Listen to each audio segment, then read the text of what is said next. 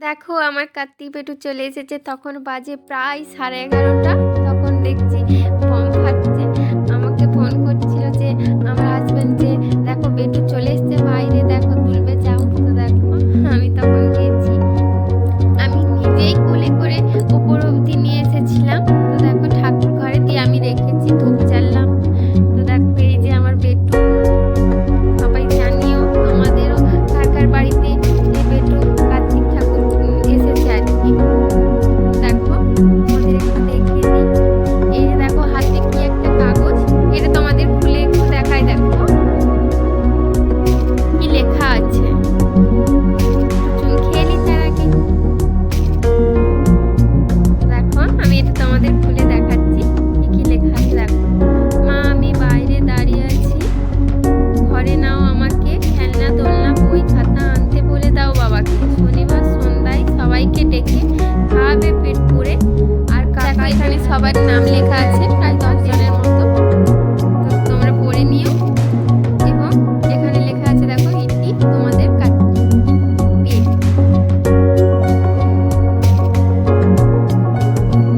Hello সবাইকে, দেখো এই যে কার্তিকের বাবা এখন কাজে ব্যস্ত, তার মধ্যেই ভিডিও কল করে দেখছে যে বেটু তার কি করছে। দেখো তো হে গাইস, সবাই কেমন আছো? আশা করি সবাই খুব ভালো আছো এবং আমিও খুব ভালো আছি। তো দেখো আজকের ব্লগটা তোমাদের সঙ্গে শেয়ার করলাম। তো দেখো ফার্স্ট থেকে দেখো আমি হঠাৎ করে একটু চাঁদমালা, একটু মিষ্টি, রুল ময়দা এই সকল সুজি আরে আনতে গেছিলাম দোকানে। দেখো ওটা আমার দাদুর দোকানই, মামা দাদুর দোকান। তো এখানে আমি কিছু কিছু জিনিস নিয়ে এলাম হঠাৎ করে। তো আমার হাজব্যান্ড ও বাইরে থাকায় কার্তিক পুজোটা এবছর হবে না বলেছিল। তো দেখো ওটা আমি তোমাদের পরে বলছি। দেখো আমি এখানে সুজি করছি আমার বেটুর জন্য। দেখো সুজিটা হচ্ছে, তো বাইরে থাকার জন্য বন্ধ হয়ে গেছে। তারপর বাবুল ঠাকুর বলল আমায় নিজেই এমনি আমি আমার যেমন খাবার দিতে পারবো সেরকম দিয়ে দিতে। তো দেখো আমি আমার তাও আবার বললো তখন পুজোর দিনে 12টার সময়। তো আমি তখন আমার স্নান টান করা এমনিতেই হয়ে গিয়েছিলো, রান্না টান্না হয়ে গিয়েছিলো, আমিও উপাস দিয়েছিলাম। তো দেখো তারপরে আমার উপাস দেওয়াটা হয়তো ঠিকই ছিল, আমি ভেবেছিলাম অঞ্জলি দিয়ে দেবো। তো দেখো এদিকে সুজি করে নিয়েছি, তারপরে আমি রোল ময়দাটা মেখে নিচ্ছি একটু। দেখো এখানে আমি লুচি করে নেব।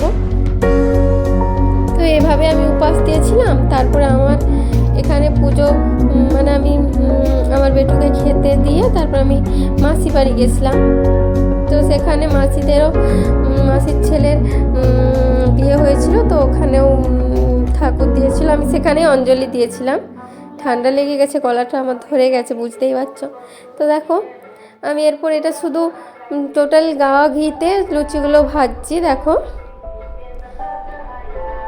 ফার্স্টে লুচিটা ফুলে নিই, তারপরে দেখো মোটামুটি ফুল ছিল। তো আমি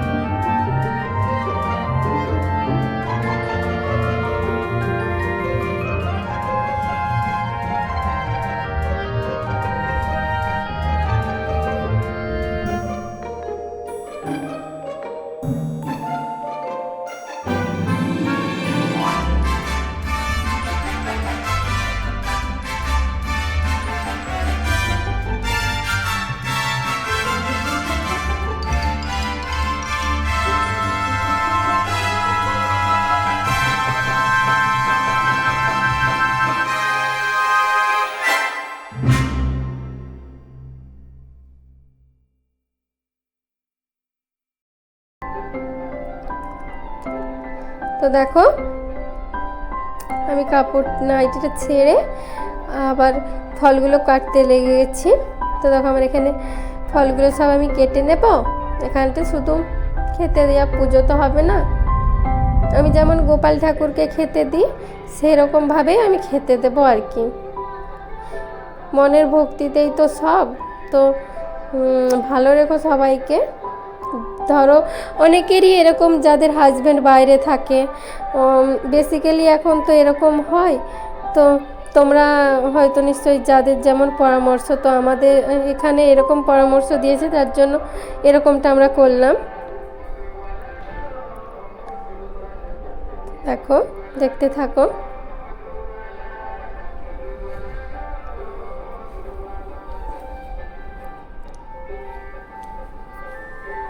এরপর আমি সুজিটা কেটে নিচ্ছি।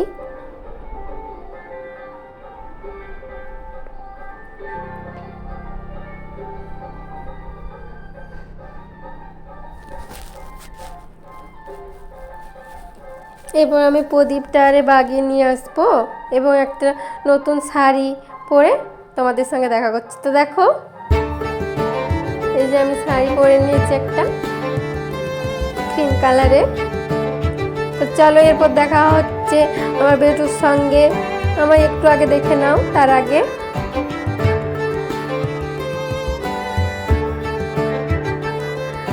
এই দেখো এগুলো আমার বনু, ফুচকে ফুচকে ননদ। এই যে দেখো আমার বেটু, ওই বনু।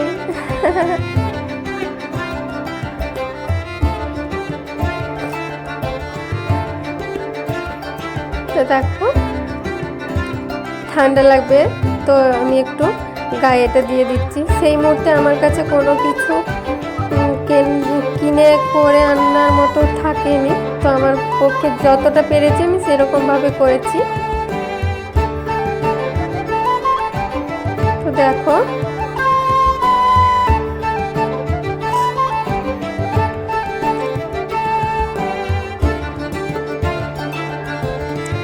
এটা আমি দুপুরের দিকেই করে নিয়েছিলাম, মাসি বাড়ি যাবো, ওখানে অঞ্জলি দিতে, ওই জন্য।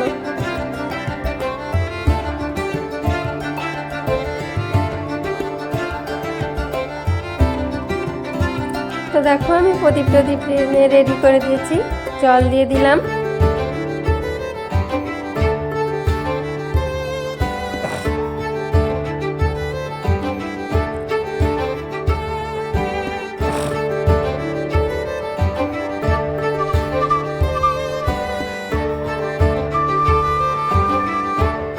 দেখো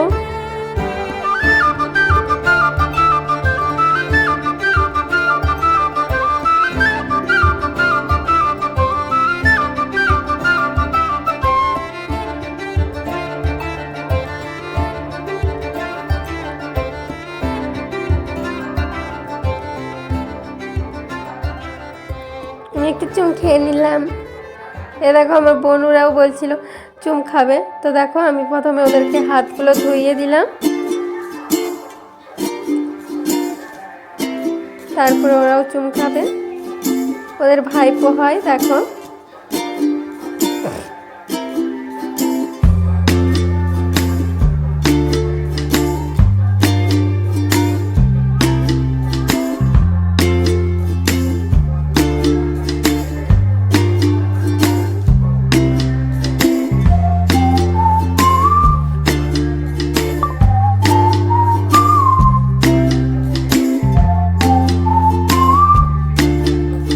হাসো, আমি বলছিলাম।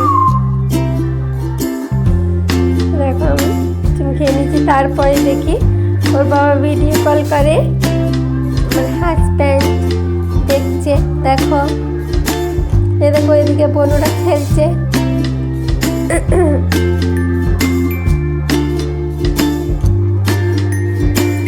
ও তখন কাজে ছিল, তার মধ্যেই ফোন করছিল।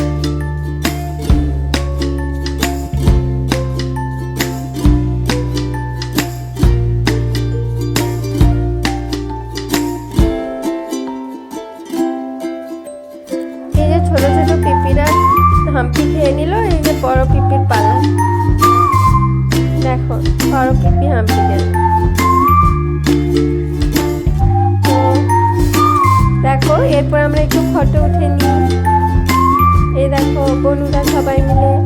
একটু আমার বেটুকে ভালো করে তোমাদের একটু দেখিয়ে দিই। দেখো আমার বেটুকে কি সুন্দর দেখাচ্ছে না, বলতে নেই নজর লেগে যাবে। দেখো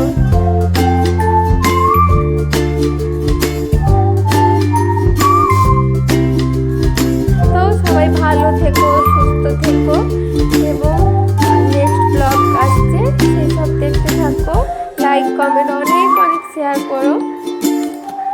দেখো হঠাৎ করে কারেন্টটা পালিয়ে গেছে, হাতে একটা চকলেট দিয়ে দিয়েছি।